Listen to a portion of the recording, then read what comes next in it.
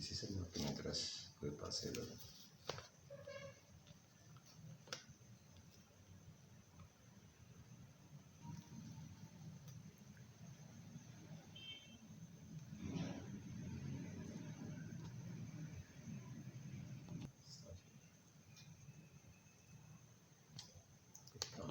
Bonjour, chers compatriotes, bonjour ou bonsoir selon où vous êtes. Comprenez donc, ajustez à l'endroit où vous êtes et à l'heure où vous êtes. C'est votre compatriote Mohamedou Nouroussal, défenseur de son pays, défenseur de mon pays, qui a le plaisir de vous retrouver pour échanger avec vous des problèmes qui assaillent encore notre cher Sénégal, notre cher pays, qui est entre les mains que vous connaissez. Bien entendu, on ne peut pas avancer sans parler du Covid-19 qui fait des ravages. Tout le monde est au courant. Aujourd'hui, ce samedi 10, je crois, janvier 2021, nous avons eu 328 cas, un record absolu. Avec 200, je ne sais plus, 8 cas communautaires et 13 décès. Tout ça avait été prévisible, hein. Mais les autorités n'ont rien voulu comprendre. Elles ont autorisé l'organisation d'événements confrériques qui ont été les lits, qui ont fait le lit de cette nouvelle deuxième vague, qui fait énormément de décès et où il y a énormément de cas communautaires. Pratiquement, il n'y a eu que hier où il y a eu moins de 50% de cas communautaires. Mais sinon, pour tout le reste, il y a eu pratiquement 60% de cas communautaires. Et ces cas communautaires, d'où proviennent-ils? Personne ne saurait le dire. En tant que cas communautaire, c'est le mystère autour de leur provenance. Et leur provenance, leur provenance ne s'explique que par les rassemblements, les gros rassemblements folkloriques qui ont été faits et qui ont eu l'aval des autorités. Le chef de l'État était parti à Touba pour passer là-bas de nuit, juste avant la Magal. Il y a eu énormément de gens qui s'y ont rendus et il fallait s'y attendre. Ça, c'est une évidence scientifique. Ce n'est même pas une évidence, ça ne dépend pas du bon vouloir de quelqu'un ou pas. C'est une évidence scientifique dans tous les pays au monde où il y a eu des forts rassemblements alors qu'on est en période de maladie fortement transmissible, mais la transmission se fait quelques semaines plus tard. Et c'est le cas du Sénégal, malheureusement, qui n'a pas de moyens, qui n'a rien, qui n'a pas de médecins, qui n'a pas de moyens, qui n'a pas d'hôpitaux, qui a trop peu de médecins et même trop peu de médecins spécialisés, excusez-moi, autant pour moi. C'est dommage, on n'y peut rien, puisque quand on a des autorités indifférentes, voilà le sort qui nous est réservé. Mais nous ne pouvons pas ne pas observer les mesures barrières comme elles sont appelées. Il faut qu'on porte des masques. Il est vrai que les Sénégalais ont fait preuve de laxisme concernant les mesures barrières. Les gens ne portent plus les masques, bien ils portent les masques en les faisant branler sous le menton. Le masque n'est pas destiné au menton, le masque est destiné aux voies respiratoires. Donc il faut que ça couvre le nez et la bouche. Mais malheureusement, les Sénégalais font comme ils veulent parce qu'ils ne croient plus aux autorités. On ne peut pas leur en vouloir, mais on peut aussi leur reprocher cela parce que cette maladie-là, elle va faire des ravages parmi les pauvres Sénégalais que nous sommes. Pas parmi les autorités qui ont les moyens de se faire évacuer en France ou ailleurs. C'est chez nous et en nous, pauvres, malheureux Sénégalais, qu'elle va faire des ravages. 13 décès aujourd'hui. S'il vous plaît, chers Sénégalais, reprenons nos sens et observons les mesures barrières pour notre bien, pour le bien de nos voisins et pour le bien de notre communauté. On a entendu ici aussi, vous avez vu tout à l'heure le journal, on en parlait, dans le journal Direct News du mercredi 30 décembre 2020. Le titre c'est où est passé le matériel acheté avec les 100 milliards. Moi-même j'ai souri en disant censé être acheté avec les 100 milliards. Avec les plus de 100 milliards. Et il est évident que rien n'a été acheté. Vous allez dans les mêmes hôpitaux, c'est plus que le désert. En termes de matériel, il n'y a rien pour accueillir les malades.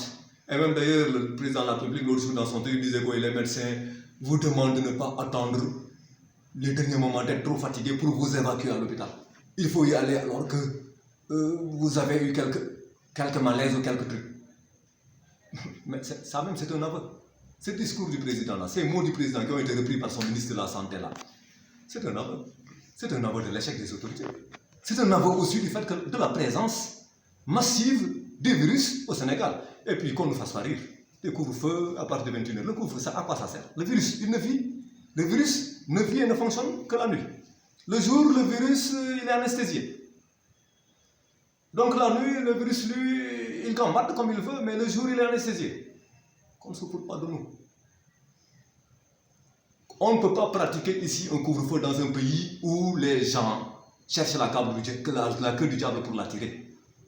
Les gens se tuent, se débrouillent pour avoir quelque chose à apporter chez eux. Ce n'est pas ces couvre-feux-là qui vont barrer la route au virus. Ce qui aurait pu barrer la route au virus, c'est des mesures qui auraient interdit les rassemblements. Et ça, par rapport à ça, les autorités ont reculé depuis les événements confréries. Donc, elles n'ont pas à imposer un couvre-feu qui ne sert à rien dans la lutte contre le virus. Soyons sérieux. Ce n'est pas ce couvre-feu qui va faire reculer le virus. Le virus, il fonctionne la nuit et le jour, il ne fonctionne pas. Le jour, lorsqu'il y a les rassemblements, il ne fonctionne pas. Écoutez, soyons sérieux. Ce couvre-feu-là, on n'en a qu'à faire. Ou bien qu'il n'a qu'à commencer à partir de 23h. Ben, vous avez vu donc ce matériel-là, dont un individu se plaignait, où est-ce passé ce matériel? Mais il n'a pas été acheté. Pour passer quelque part, il faut qu'il ait acheté d'abord. Qu'il ait été acheté. Il n'a pas été acheté. Donc on ne peut pas parler de où est passé le matériel. On ne l'a pas acheté. Donc l'argent qui était destiné à cet achat, où est-ce qu'il est?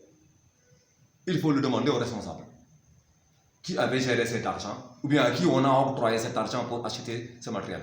Parce que je vous ai dit et répété ici, sur ces ondes, que même la docteure Khadijatou Diallo, excusez-moi un peu, qui gérait le centre de réanimation de femmes, se plaignait le 5 octobre, lundi 5 octobre, en disant que dans la radio BBC World Service, qu'il n'y a rien là-bas.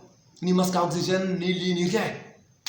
Et maintenant, le personnel médical même avait fermé les bras récemment, en disant que les élèves stagiaires, là, médecins, ils ont dit qu'on leur doit de l'argent, qu'on ne leur a pas payé, donc pourquoi se tuent-ils? Ils ne se tueraient pas. Et donc, soyons sérieux, ce matériel-là, cet argent-là, s'il a été débloqué, en tout cas, ce n'est pas dans les hôpitaux qu'il se trouve. Ce n'est pas en lit d'hôpital ou en masque d'hôpital qu'il s'est transformé. Rien n'a été fait. Ben, on nous parle aussi de détresse. Dans un autre titre, vous avez vu la détresse des élèves stagiaires, donc des élèves de médecine stagiaires. Il y en a même qui ont abandonné les études parce qu'ils n'ont pas les moyens de se payer tout le matériel qu'on leur demande.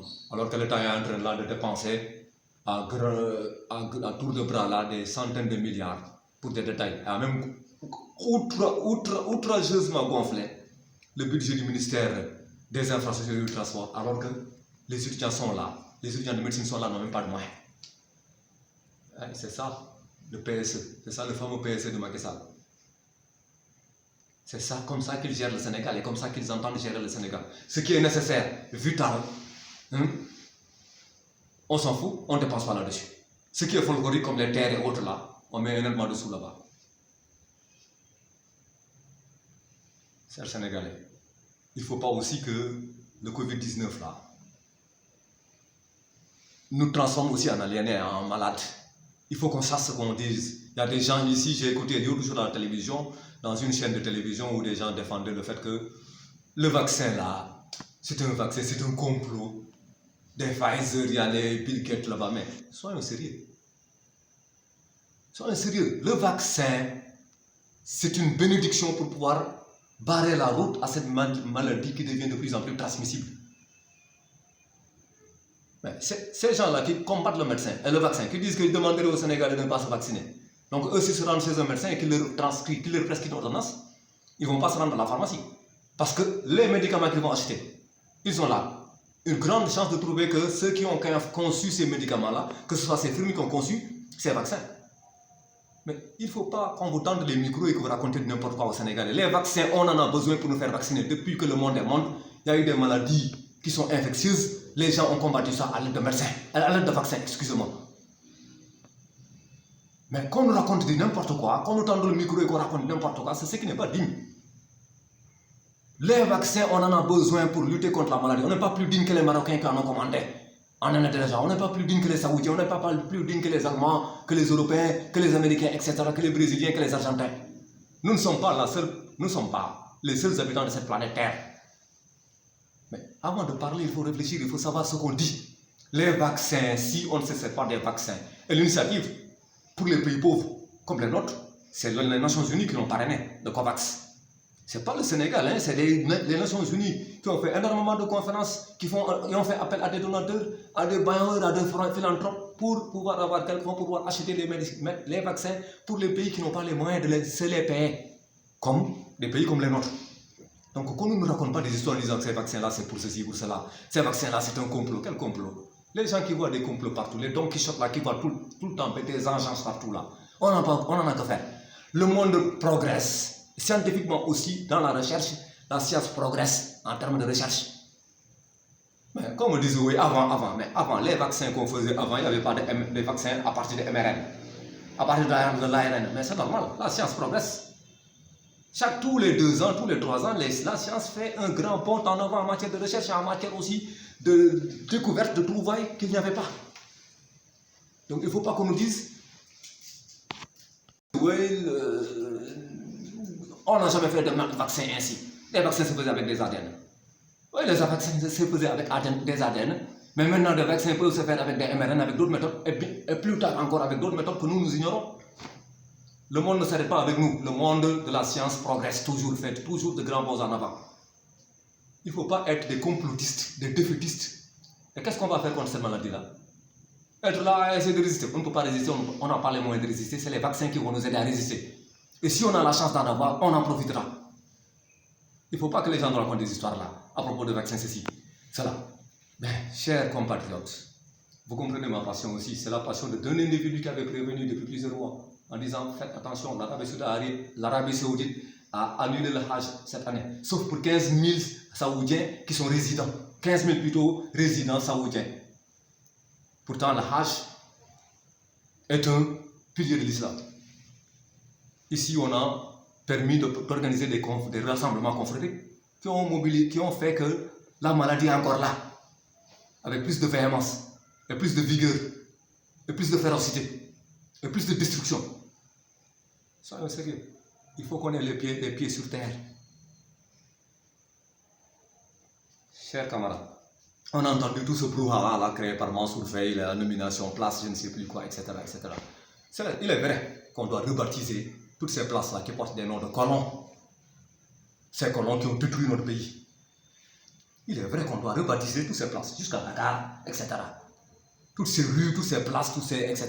doivent porter des noms de dignes Sénégalais qui ont fait pour le Sénégal.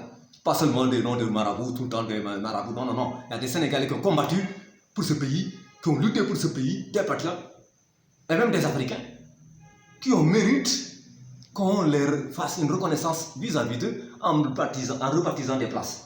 On le fera. Mais quand même aussi, Sénégalais, soyons conscients. Mansour Faye, c'est vous Saint-Lucien qui l'avez élu. Pour quelle raison? On ne sait pas pour quelle raison on a élu Mansour Faye. Qu'est-ce qu'il proposait? Rien du tout. Peut-être qu'il proposait le fait qu'il était le beau-frère du président. Mais sinon, il n'a rien à proposer à Saint-Louis. Il ne faut pas élire dorénavant des gens comme ça sur la base d'un lien familial, etc. C'est ça qui nous a retardé, qui a retardé notre pays jusqu'à présent. Et il faut qu'on arrête cela si on veut que notre pays avance. Il y a eu trop de marées basses d'espoir qui ont été sanctionnées par des marées hautes de déception. Il faut qu'on arrête cela. Ne lisons pas sur la base de c'est le frère de X ou c'est le frère de Y. Et lisons sur la base de programmes concrets. Et que ce soit des partis aussi en leur sein où il y a la démocratie. Pas des partis où le président et le dictateur, il dit ce qu'il veut, il fait ce qu'il veut. On en a assez. 60 ans, c'est énorme. 60 ans, c'est énorme, on a perdu 60 ans. Il faut qu'on refasse tout ce retard-là. C'est Mansour Faye, il ne devait même pas être maire de quelque bourg que ce soit, bourgade que ce soit plutôt. Chers camarades, encore une fois, notre pays, le Sénégal, a souffert. Pour cette maladie, il faut qu'on veille à respecter, à observer les mesures barrières pour nous sauver nous-mêmes et nous sauver notre entourage, nos enfants et nos voisins. Parce que trop de souffrance n'est pas bon pour notre pays. Ensuite, il faudra qu'on accepte que le vaccin, une fois qu'il sera là, une fois qu'on aura la chance d'avoir le vaccin, il faut qu'on en profite, qu'on se fasse vacciner. Sinon, ça ne sert à rien. Les vaccins ont toujours existé dans ce pays-là. Depuis Phase Pasteur, les vaccins existent. Pourquoi tout d'un coup, les gens jouent au Don Quichotte là, qui voient en des vaccins là des agences, un complot?